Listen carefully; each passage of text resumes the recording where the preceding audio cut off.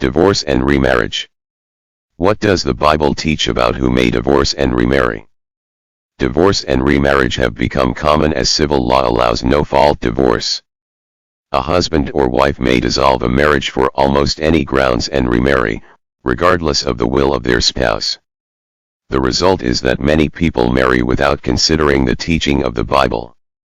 Is fornication, or adultery, the only scriptural grounds for divorce, or does the gospel allow marriage to be dissolved for other grounds? Please consider this careful study of the biblical teaching.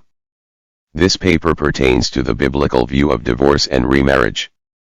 All scriptures that I will list refute remarriage and are emphatic concerning this, not allowing any basis for remarriage.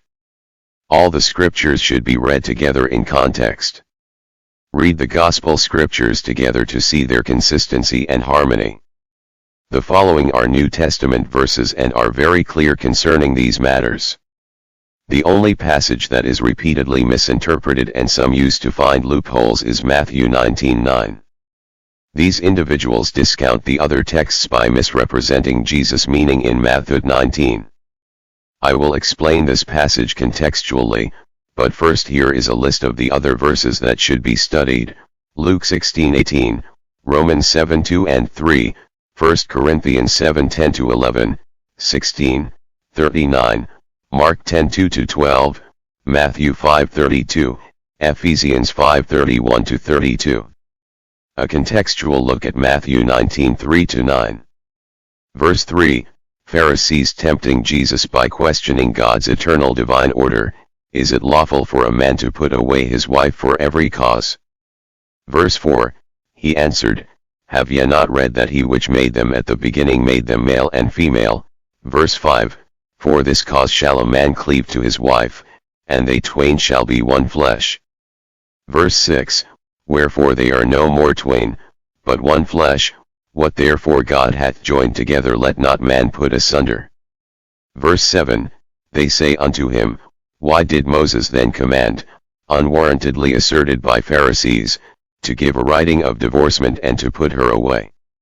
Note, this directly refers back to Deuteronomy 24:1-4, which is a product of man. It was a penal permission and was not originally part of God's eternal law of marriage as stated in Genesis 2:24, nor was this ever given as a blessing from God. Verse 8 covers, for the cause of fornication, he saith unto them, Moses because of the hardness of your heart suffered you to put away your wives, but from the beginning it was not so. Note, God's will in the beginning before the law of Moses, to become one flesh. Also Jeremiah 3:1, they say, again it was not God, but was for the hardness of their hearts and was a temporary concession suffered for a limited time only. This passage is referring back to Deuteronomy 24:1-4. Some laws were punitive and were not good, Ezekiel 20 especially verses 18-25.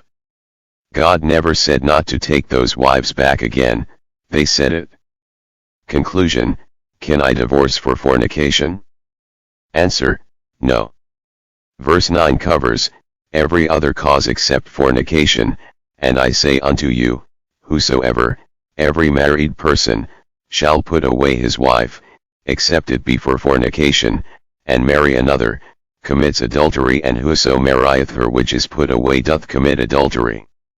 This passage is dealing with all other causes that one could think of to divorce. The reason for the clause except it be for fornication in verse 9, is because Jesus is excluding it here because he covered fornication in verse 8. This is often misinterpreted by liberals as an allowance. We can conclude that in both verse 8 and verse 9, Jesus has given no endorsement for divorce for any cause. The second part of verse 9 gives no concession for remarriage, and this passage thus harmonizes with all other New Testament passages covering this subject. Jesus covered the total divorce and remarriage question here in Matthew 19:8-9. He covered all situations, all causes. The answer to the question, can I divorce for any cause? The conclusion Jesus gives is no. Can I remarry? The answer is no. Exception being only upon the death of spouse, Romans 7:2-3 and 1 Corinthians 7:39. Let me expand a bit more on Matthew 19:3-9. Please notice in verse 3, the Pharisees are only addressing the question of divorce to Jesus. They say nothing about remarriage, so to stay in proper context the subject of remarriage is not addressed. Also notice in verse 3, the Pharisees ask Jesus, is it lawful for a man to put away his wife for every cause? The question is not only for fornication, but the many other reasons that many use to put away a spouse. Ultimately Jesus will answer the total question of every cause. Jesus' answer in verses 4-6 is all the answer that should have been required. Verse 6 is pretty emphatic, what therefore God has joined together let no man put asunder. However, the Pharisees were not content with that all-encompassing answer, just like many today are not content with that all-encompassing answer, so they proceed to verse 7. When they ask Jesus this question concerning Moses and the commandment of divorcement, this immediately refers back to Deuteronomy 24:1-4, which deals with uncleanness as the reason for divorce. The Hebrew word uncleanness used in Deuteronomy 24:1 is the same word used in Leviticus 20:11, uncovered father's nakedness also in Leviticus 18:8, nakedness of father's wife. Therefore the reason for divorcement in Deuteronomy 24:1 is what the New Testament calls fornication. Jesus comes back with his answer in verse 8, which deals with the question of divorce for fornication. Again his answer is very emphatic, from the beginning it was not so. There is no loophole here, no wiggle room whatsoever. Jesus completes the answer in verse 9, to cover everything else when he says, except it be for fornication. The actual Greek text reads, if it be not for fornication. Jesus in verse 8 is addressing the direct question of fornication that the Pharisees posed to him in verse 7. In verse 9, Jesus addresses all the other reasons some would use for divorce, not counting fornication or except it be for fornication, or the literal Greek if it be not for fornication.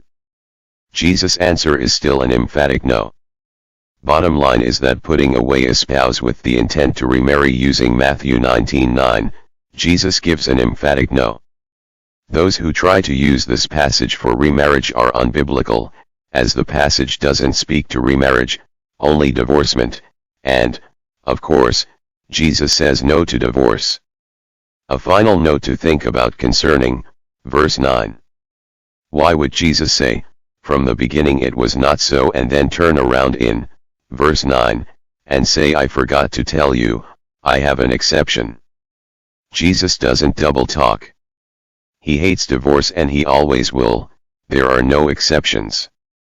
Passages that will further clarify the marriage, divorce, and remarriage question and Matthew 19:8-9 are, Jeremiah 3:1, 14, 22, Hosea 7:3-1, Malachi 2:14-16, Isaiah 54:5-8. These scriptures basically teach reconciliation of the sinning spouse. In God's way of thinking, divorce does not dissolve or sever a lawful marriage. In Hosea, for example, God told Hosea to take back the defiled Gomer. The difference in response with Hosea was that he did not have a hard heart and did not look to Deuteronomy 24:1-4 as an escape. Penal permission. They were told in Ezekiel 20:18 not to follow the statutes of their fathers, but because of rebellion God gave them some statutes originating with their fathers which directly conflicted with the law of God. These statutes were not good and gave them what they wanted. This is an example of God's righteous retribution and punitive judgment for rebellion, verses 18-25, and those involved would suffer the consequence of their sin of unforgiveness and hard-heartedness. This is similar to God giving the Israelites quail in place of manna, Numbers 11, because of their lust, which was accompanied by a plague, verse 34.